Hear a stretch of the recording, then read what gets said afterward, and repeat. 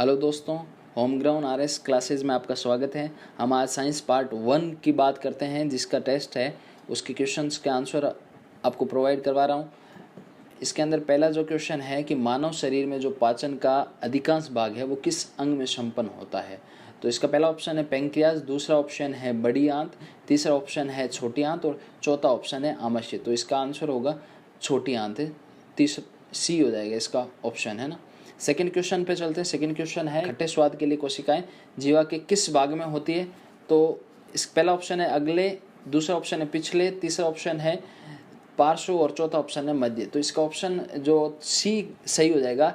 जो lateral part होता है जीभ का, पार्श्व भाग होता है, वहां से हमें खट्टा स्वाद आता है। नेक्स्ट क्वेश्चन, तीसरा नंबर क्वेश्चन, इसके अंदर है कि लार निम्न में किसके पाचन में सहयोग करती है। तो लार के अंदर जो वो है वो स्टार्च का पाचन होता है। तो इसका आंसर जाएगा ए। अगला क्वेश्चन है 4 नंबर, इसके अंदर है कि पशु प्रोटीन को प्रथम श्रेणी का प्रोटीन माना जाता है। क्यों माना जाता है? क्योंकि इसके अंदर जो एमिनो एसिड है वो अपने जो अनिवार्य एमिनो एसिड है उससे भरपूर होता है, इसलिए इसको प्रथम श्रेणी का प्रोटीन माना जाता है। इसलिए इसका आंसर जाएगा A, amino acid. Next question 5 number, amino acid की आवश्यकता किसके संश्लेषण के लिए होती है। तो एमिनो एसिड जो होता है वो प्रोटीन सिंथेसिस के लिए काम आता है। जो एमिनो एसिड की वजह से प्रोटीन का संश्लेषण होता है। तो इसका आंसर हो जाएगा बी, कि 5 का answer B. Next question 6 number, जिसके अंदर बताया गया है मानव वृक्क के कार्य से संबंधित निम्न कथनों पर विचार कीजिए। तो पहला इसने लिखा है कि वृक्क के उत्सर्ग अपनयन के पश्चात जो स्वच्छ रक्त है वो धमनी से वापस आ जाता है, बिल्कुल सही है। सेकेंड इसने क्या लिखा है, बोमन संपुट से जो निस्यंदित द्रव है वो लघु नलिकाओं से गुजरता है, बिल्कुल सही, जहां अधिकांश ग्लूकोज का पुनर्अवशोषण होता है, सही है।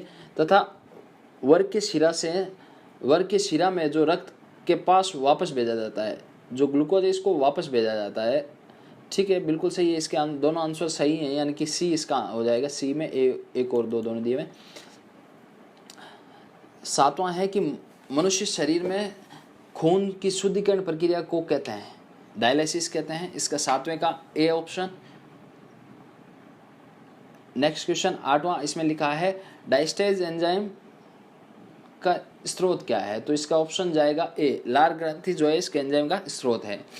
नेक्स्ट क्वेश्चन है कि पित्त का स्रोत क्या है।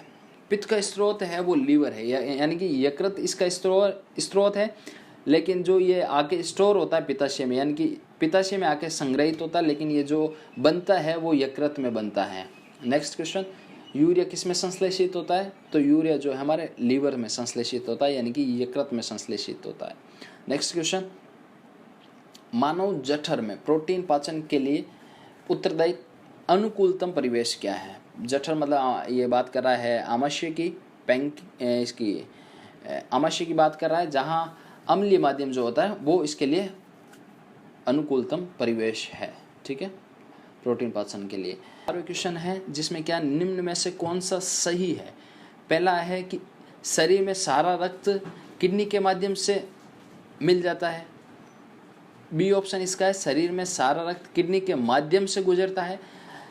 सी ऑप्शन है, शरीर में सारा रक्त किडनी के माध्यम से शुद्ध होता है। तो इसका थर्ड ऑप्शन सही होगा कि ये किडनी के माध्यम से क्या होता है, हमारा जो बॉडी का सारा ब्लड है वो किडनी के माध्यम से क्या होता है, शुद्ध होता है।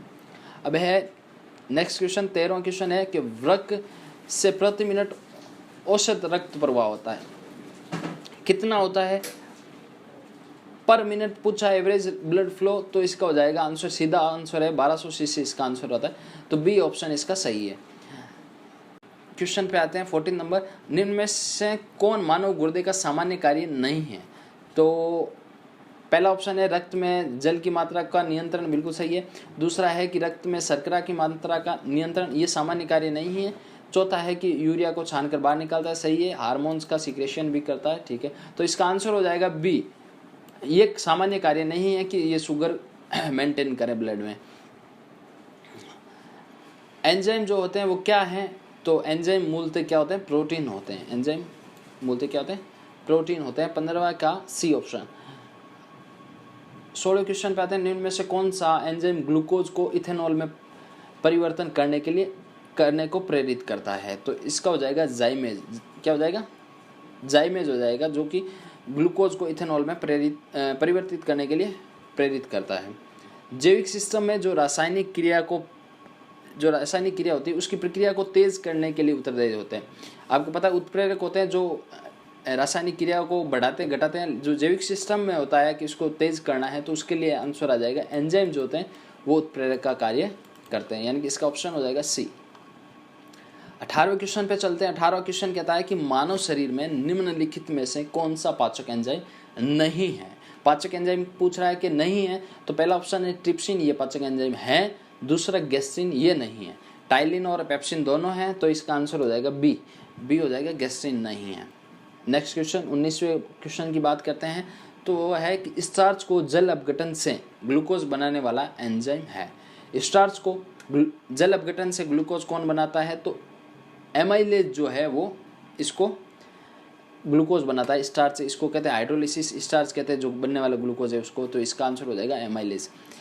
20वां क्वेश्चन है। 20वें क्वेश्चन पे चलते हैं। 20वां क्वेश्चन कह रहा है कि मानव शरीर में जो पूंछ होती थी वो कौन सी संरचना से संलग्न होती है? तो वो हो जाएगा वृदांत्र। ये हमारे पाचन तंत्र में आंत का भाग है, तो ये हो जाएगा वृदांत्र। 21वां क्वेश्चन है कि मानव रक्त जो है उसकी श्यानता का क्या कारण है? ठीक है, तो उसके अंदर जो हमारे ब्लड के अंदर प्रोटीन होती है वही उसका श्यानता का कारण है, तो इसका आंसर हो जाएगा ए। और बाकी प्लाज्मा में बिंबाणु इसका है नहीं, रक्त में आरबीसी और ये भी नहीं है, और ऑल ऑफ दीज भी नहीं है। तो ये हुआ आज का हमारा टेस्ट, और इसके आंसर की जो है डिस्क्रिप्शन में पीडीएफ फॉर्म में अवेलेबल है, उसको आप डाउनलोड कर लीजिए, पेपर पूरा उसके साथ है। और हमारे चैनल को सब्सक्राइब करें। अगर आपको ये क्वेश्चन पेपर पसंद आया है तो इसको लाइक करें और अपने दोस्तों के साथ भी शेयर करें।